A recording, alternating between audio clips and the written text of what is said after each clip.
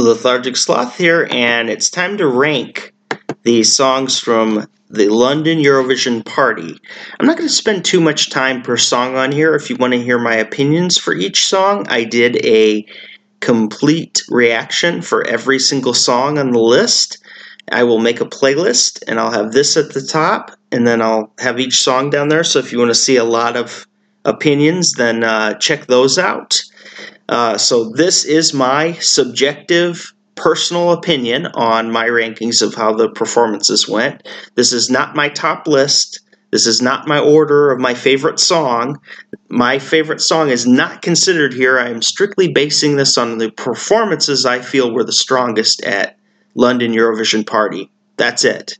So this has nothing to do with how I feel about the songs personally, other than, you know, of course, even when you're trying to be objective, subjectivity leaks in and you end up, you know, sometimes boosting songs you like more than others. That just happens. It's human nature.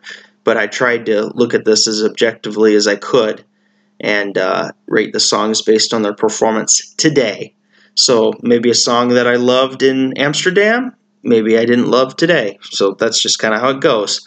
This is my opinion. I would love to hear your opinion. I don't care if you agree or disagree with me. I love hearing your opinions. Just disagree with me respectfully, and I'll have respect for your opinion as well. As always, your opinions are always appreciated, even if we don't like the same music. That's the beauty of the Eurovision Song Contest. We can all love different things. So, okay, we're going to start, and I'm going to go with number 18, the number 18th song. And by the way, none of these songs were bad. There wasn't a single bad performance per se. So it was really hard to rank these because I didn't find any that I thought were bad. It's just trying to put them into tiers and then sort from there. So I'm rambling. Here we go. Number 18, I have Austria. And my main reason for this is it just didn't fit this venue. And beautiful voice, she did great. It's not her fault. It just didn't fit the venue. And that's the same with my number 17, Latvia. Did not fit the venue at all. Unfortunately, Latvia and Austria were just not meant for that type of scene. So that's why they hit the bottom. It wasn't for bad performances. It was strictly that they didn't fit into that place, and I thought Latvia had a little bit of an edge over Austria in performance level. So number 16, I've got Denmark. Again, it was a little more pandering and playfulness with the crowd than performance. So it was entertaining. It wasn't awful by any means, but it was just a little too much playfulness and not enough vocalization, and that's what I was trying to judge on, was vocal performance is what I look for mostly. But, you know, she did entertain the crowd. She did a good job, just like I said in the Netherlands. It wasn't a bad performance. Number 15, Sarah McTurnan, Ireland. She had a literal slip-up, but she recovered nicely, and she ended up doing a pretty good job. It's just I felt there were acts that were better. That's really all it came down to at the end of the day. And then next we had Darude, Look Away, Finland. So they are going to take my 18, 17, 16, 15, 14th spot.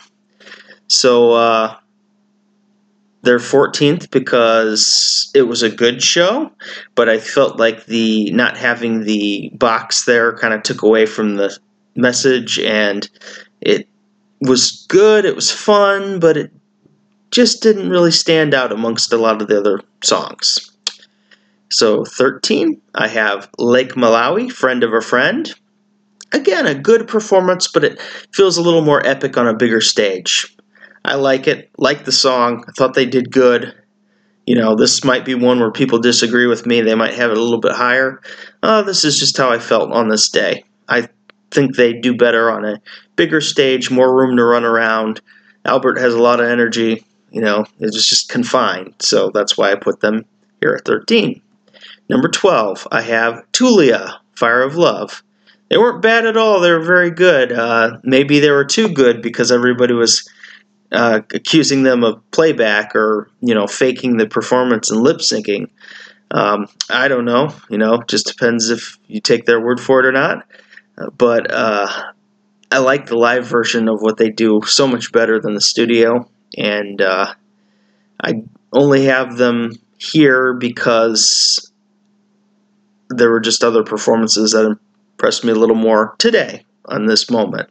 But they still had a good showing for sure. Number 11, Michael Rice, Bigger Than Us. He did very well for having a rough voice because of cold and illness. He went up there, he performed, he seemingly struggled more with the lower notes than he did the high notes.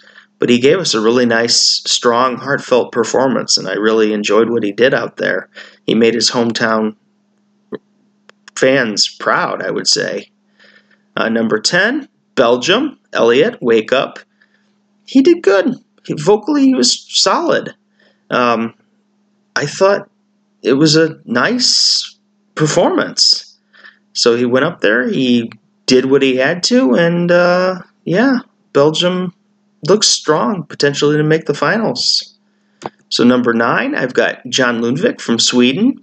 Again, this is kind of the same thing with Denmark. It was a little too much pandering to the crowd, and again, I get it. It's a pre-party. It's supposed to be fun and everything, but some of the other acts made it past this one for that reason because they sang more, they performed, I guess, more seriously, and I took that into account.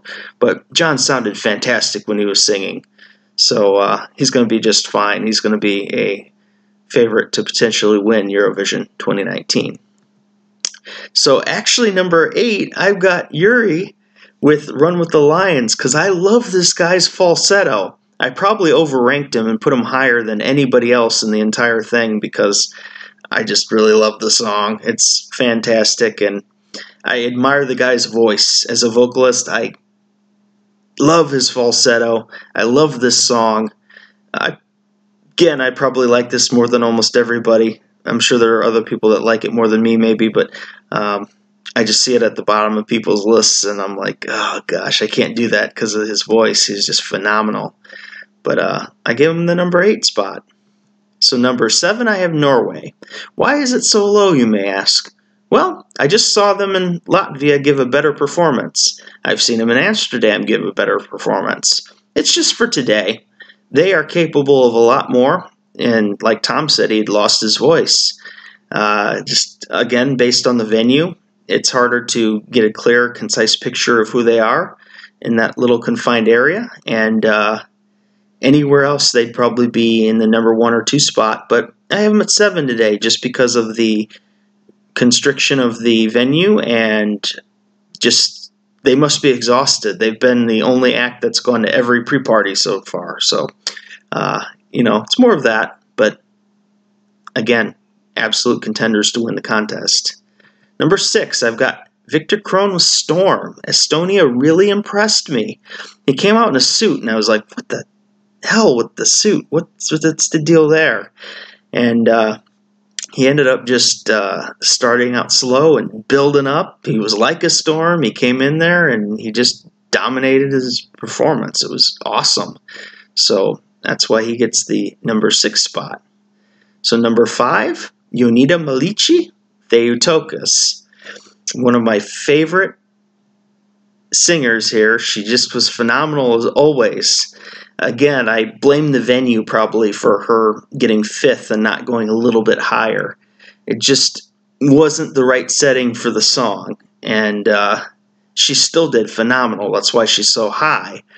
But just felt edged out a little bit by some of the other acts that fit in better in this particular venue. She did nothing wrong. I gave her a 10. I mean that she deserves a 10. It's just kind of situational. I feel like some of the other acts kind of blended in a little better here in this particular venue. So number 4, Bilal Hassani. Wow.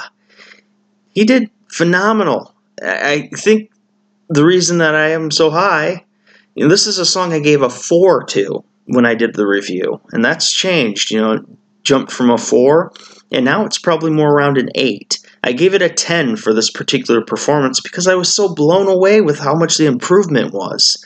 This guy has worked his ass off, and I can tell he's worked his ass off to get to this point. I was so impressed with how good he did.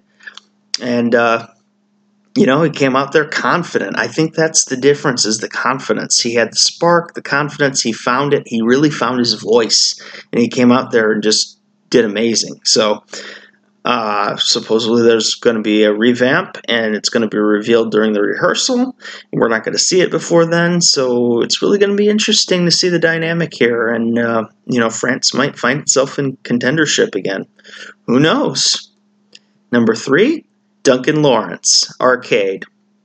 Well, it's not number 1 or number 2 on this day. He had some problems with the sound a little bit in the beginning, and I've seen him in better performances, like Amsterdam. He was absolute magical. I had him at number 2 in Amsterdam, with the only thing beating him was Australia, because I thought Australia came in there and kicked butt. Being that Australia was furthest away and came in there, and she just absolutely wowed me in the Amsterdam Eurovision and concert show. But Duncan Lawrence consistently is one of the best acts all the time. He has that emotion, and I really loved his performance. I just thought that there were some technical issues. Vocals weren't perfect, but he was dang close to perfect. He's going to be just fine. He's the favorite to win Eurovision 2019, and just because I have him 3rd on this list doesn't mean he's not in my top 2 of personal favorites. I just felt there were 2 acts that outshined him today. And Italy, number 2.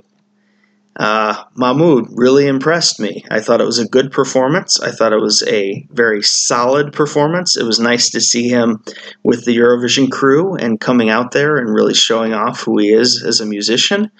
I thought the crowd was really into it, and it was probably more about that interaction. He fit in really well here in this situation. A lot of these rankings are based on situation, and he really stepped up, came in there, knocked my socks off, knocked the people's socks off, and just had a great performance. It was a great way to enter. I do think that Mahmood and Duncan seem like they might be in a tight race there, and I theorized that, you know, it's whoever can project the emotions the best of their song and can get the people to vote for them will come out on top. I don't know, I could see it being Mahmood and Duncan for first place, fighting for it, but it's still wide open, so I can't even say that. But excellent performance by Italy. And my number 1 song of today was Spain, La Venda. I couldn't believe how good he sounded. I couldn't believe the energy he brought. And you know where I would have placed him at Netherlands? Probably 7th, 8th, 9th, somewhere in there. I had Duncan beating him. I had Australia beating him. I had Albania beating him. I had a lot of other countries beating him. Not today. Today, at this venue, Spain was my number 1 song.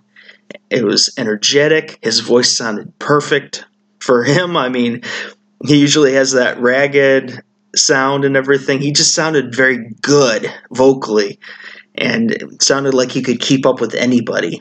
And the last 2 times I've watched him live, I've been like, this song really has kind of winner vibes to it a little bit. I could see this winning. However, I also fear and just imagine the juries are going to try to sink this. I just have a feeling the juries are going to kill this song.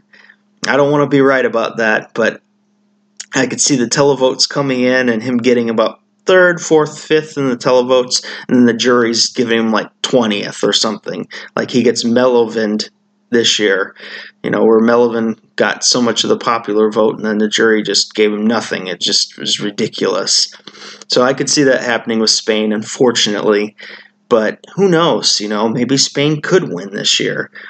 Either way, we're going to have a country that hasn't won in a while win this year, I think. And if Netherlands wins, I was told it would be over 40 years. If Spain wins, it would be over 40 years too.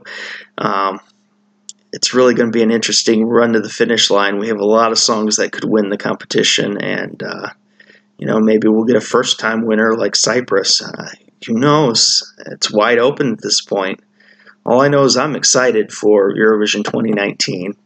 So that's my list. I just wanted to share that. I don't usually like making top lists because people just get angry and pissed if you don't pick their country as number one. I tried to be completely objective here and pick based on performance.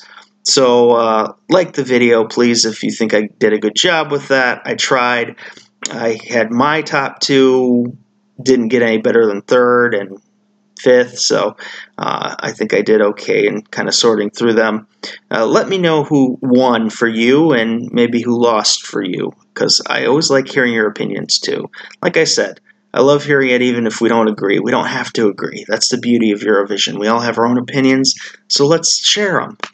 Let's make this a polite but free speech channel where you can express what you want and people won't call you an idiot for having a taste in music, So that's my goal here anyways, that we can all have an honest discussion of our favorite songs. So, well, I think I've been recording long enough, and it's nice to get this video done. I made like 19 videos today, so I'm exhausted. I think I'm going to go to sleep soon, and I'll get back up to making some videos tomorrow. I'll get back and fill out some requests, and I have a video about my personal life I wanted to talk about. It kind of relates to the Kobe Marimi thing. So yeah, I got a full day. So thank you for listening. Thank you for watching. I always appreciate the support and love you all send me, and the messages and comments. It makes my day. I come home and I look forward to seeing and reading those. So thank you all so much. For now, Lethargic Sloth, out.